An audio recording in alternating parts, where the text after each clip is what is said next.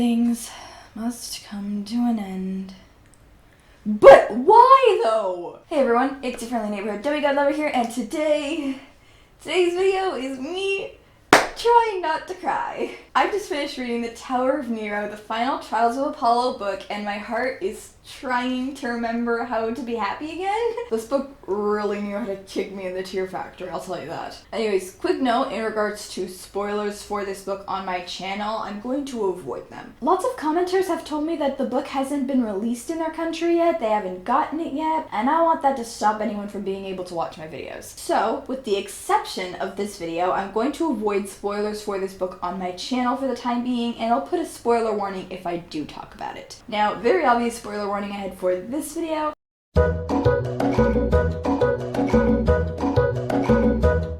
And with that, let's get into it. No, this isn't really a book review type of video, it's more just my thoughts on this book and this series and the fact that it's all come to an end. Honestly, I don't know where to start. The references in this book were amazing and hilarious. My personal favorite was the blue plastic hairbrush. Throwback to Battle of the Labyrinth, everyone! 11 books later, and Rachel is still deadly with no more than a blue plastic hairbrush. You know what? I'll say it in Rachel's own words. She actually is kind of a warrior queen. One other reference that you may or may not have picked up on, honey. He gay. The Grey Sisters' Instagod post about how hot he was got so annoying. I finally had to leave a snarky comment. You know that meme with the honey bear and the caption, honey, he gay? Yes, I created that. And in Ganymede's case, it was hardly news. Yes, go ahead and murder me for pronouncing these Greek names wrong. I don't know what I'm doing. I had a point. What was it? Yeah, the reason I'm talking about this is because you know how Rick Riordan loves to interact with his readers on Twitter, by which I mean he loves trolling us all? Yeah, well, once he responded to a girl's tweet saying, Uncle Rick, can you name Nico's girlfriend after me, with the aforementioned honey, he gay meme. I shouldn't find that as funny as I do, but it's effing hilarious. Speaking of, one small thing I noticed about this book that stood out to me was how much more direct Riordan has become with LGBTQI+ issues. I mean, one thing I applaud Rick Riordan for is his forwardness when it comes to queer topics. He addresses them directly in a way that even kids can understand. And well, maybe this is just because I was a stupid 11-year-old when I first read Heroes of Olympus and any darker themes just kind of flew over my head. It seemed to me like Rick Riordan became much more direct in terms of what he wrote regarding internalized homophobia in The Tower of Nero. Prior to this book, despite the very direct portrayal of many queer characters, which again I think is amazing, the word gay was never actually used. When our first LGBTQI+ character was revealed, the most direct way Rick Riordan talked about internalized homophobia was Jason couldn't imagine what it had been like for Nico all those years, keeping a secret that would have been unthinkable to share in the 1940s, denying who he was, feeling even more isolated than other demigods. Still formidably direct for a children's story aimed at kids as young as like 10, but he got a lot bolder by the time Tower of Nero came around. And through it all, he'd struggled with his upbringing as a conservative Catholic Italian male from the 1930s and finally learned to accept himself as a young gay man. I don't know. It's a small thing, but it's just something I noticed and wanted to mention. So anyways, there was a lot about this book that I really liked. Rachel was really awesome. This fandom has seriously underestimated her a lot. I love how much of a spotlight she received in this book. She's truly earned the praise that this fandom will now hopefully give her. I've always liked Rachel. I feel like so many people in the fandom either hate or used to hate Rachel just because she was an obstacle of Persebeth and stuff. I never did. Was I annoyed that she was an obstacle of Persebeth? Yeah, pretty much, but aside from her flirting with Percy moments, I'd always really liked her character. She's so spontaneous and brave and just fun-loving. I always really appreciated her character overall. I'm so glad she finally got a time to shine post her romantic interest in Percy. She's just so selfless and awesome for so many reasons. Praise to her. Nico and Will were super cute together. I love their interactions. That moment when Will was geeking out about Star Wars, I couldn't stop laughing. I actually saw fan art a while ago of Nico wearing a Myth of Magic shirt and Will wearing a Star Wars shirt. Anyways, yeah, I like the Nico and Will moments. I don't think there's much more I can say about that. I think both Apollo and Meg had spectacular character development in this book. They truly had an amazing bond, and I feel like Rick Riordan knew where he was going with these characters, and it just sort of was building up and stuff. I know a lot of people are saying that the Trials of Apollo storyline felt forced, and they feel like it was just Riordan trying to make more money from the original franchise, but I honestly never got that impression. Like, I see why people think that, but I genuinely love the storyline of these these books, and I never thought it was forced. I've mentioned this before. I think people don't like Trials of Apollo because Percy and Annabeth weren't really in it and stuff, but it's a really wonderful story. I love the cameos and the return of Austin and Kayla, but I was wondering where the other side characters from the Hidden Oracle were. Like, I felt like we had these established side demigods for the Trials of Apollo in book 1, and then only one of them, Sherman Yang, actually came back in Tower of Nero. Where were the Victor twins and Paolo Montez? They weren't even mentioned in this book. In the Hidden Oracle, it really felt like Riordan was giving these characters distinct personalities and quirks to make us care about them, so why weren't they in this last book? Like, those guys were awesome. What happened to them? I don't know, it just felt like it was almost guaranteed that we'd see these characters again, and then we didn't. And I need to stop clapping because you guys probably can't even hear what I'm saying, but you know. I'll admit that's just me being picky, but I would have liked to see them in this book. One other thing I feel obligated to mention is the gods' quotes on the back cover. Poseidon says, "I just hope Percy stays out of the storm this time. The dude deserves a break." That is a mood.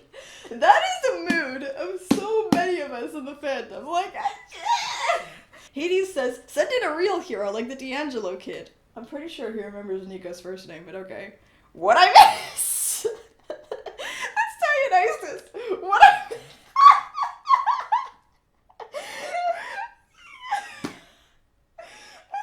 Stop laughing. A lot. You missed a lot.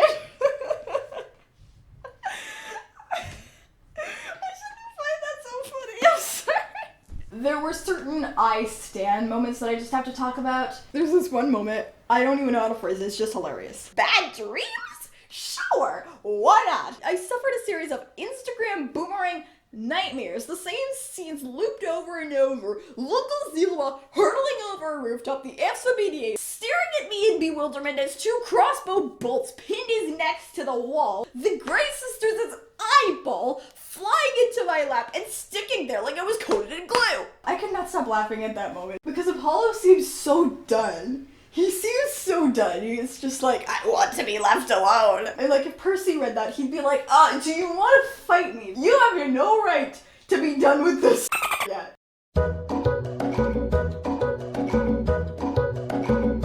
But Will was right about how much Nico had gone through. He had been born in Mussolini's Italy, he had survived decades in the time warp reality of the Lotus Casino, he'd emerged in modern times disoriented and culture shocked, arrived at Camp Half-Blood, and promptly lost his big sister Bianca to a dangerous quest. He had wandered the labyrinth in self-imposed exile, being tortured and brainwashed by a malevolent ghost. He'd overcome everyone's distrust and emerged from the Battle of Manhattan as a hero. He'd been captured by giants during the rise of Gaia, he'd wandered Tartarus alone and somehow managed to come out alive, and through it all, he'd struggled with his upbringing as a conservative Catholic Italian male from the 1930s and finally learned to accept himself as a young gay man. Anyone who could survive all that had more resilience than Stygian iron. Also, Will saving the day when the battle against the Emperor is going downhill was awesome. Behind me, a familiar voice roared, "Stop!" The tone was so commanding, even Nero's guards and family members turned toward the broken blast doors. On the threshold stood Will Solace, radiating bright light. At his left was Zilwa, alive and well, her stumps now outfitted with daggers instead of silverware. At Will's right was Rachel Elizabeth Adair,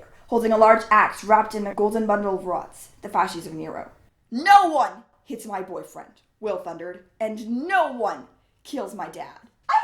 I thought that was awesome, didn't you? Now on to more serious things. The way Jason's passing was addressed in this book was truly heartbreaking, but in a strange way, uplifting. The scene where he appears to Lester in his dream really got me. I have emotions, Uncle Rick, or at least I had emotions. Now let's talk about the ending. I went into this, like many people, thinking that the ending would be similar to that of The Last Olympian, but Apollo rather than Percy convincing the gods to change some of their laws and treat their kids better. That is far from what happened, as I'm sure you know. I had this idea in my head about the satisfying ending I thought would go down, and Riordan knew how to truly wrap things up with an amazing ending to these books while having the ending still genuinely surprise me and be something I never could have seen coming. I really like the message in this book about being a hero, and I honestly don't think I can phrase it in a better way than Jason did. If a hero isn't willing to lose everything for a greater cause, is that person really a hero? I love Apollo's realization of the true meaning of his promise to Jason. Remembering what it was like to be human didn't just mean remembering pain and hardship, it meant remembering resilience, emotional bonds building upon and moving past that pain. The way the message was executed also seemed perfect to me, more than the ending of The Last Olympian ever could, to be honest. Apollo realized that maybe he couldn't change the attitudes of other people, or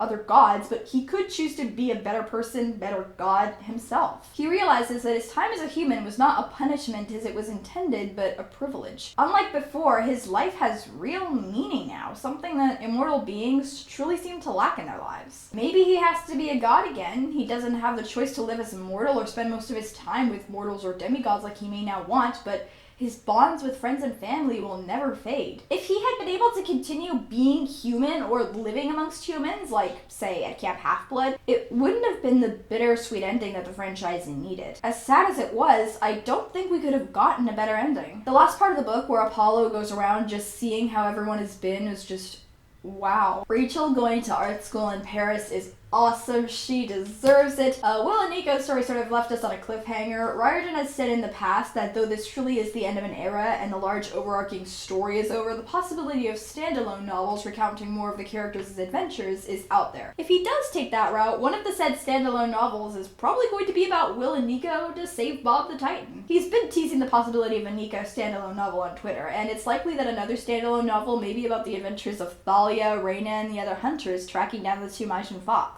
Speaking of, Apollo checking in on the way station was awesome. Leo helping out other homeless kids like him really tugged at my heartstrings. It feels full circle for him. Him referring to Jo as mom was just so wholesome. I love the friendship between Leo and Reina. I feel like Rick saw that the fandom wanted to see more Leo and Reina interactions, and thankfully he did not make them a couple because that would have been a disaster. But there was a sort of like brother and sister connection there, and Reina teaching Leo how to act around Calypso. Like, you don't call a woman Mamacita. I love Apollo's going up to Reina and asking if she regrets becoming a huntress, and we think there's gonna be this whole discussion there, and instead Reina's just like, no, this is awesome, I'm loving every second of it. When he checked in on New Rome, I thought that was very cool. I love how we got one last little cutesy dialogue between Hazel and Frank, with them arguing about getting couple shirts. Percy and Annabeth's cameo was great, them just being the goofball and smart girl duo that they are. I feel like Riordan is definitely teasing the possibility of a Percy, Annabeth, and Grover road trip to New Rome standalone novel. Piper's appearance was pretty good. There's one thing I have to address. Piper is a girlfriend, dudes! Piper is a girlfriend. The daughter of love is attracted to boys and girls.